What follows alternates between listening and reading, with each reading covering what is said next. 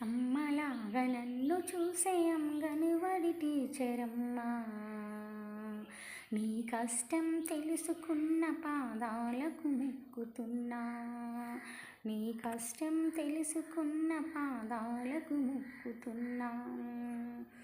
ఓ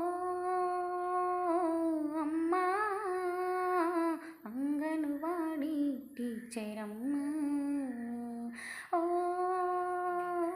అమ్మా అంగనవాడి టీచరమ్మా. శిశువునైన నా రూపం దాల్చినప్పుడు నామకరణము చేసి రాత రాసివా.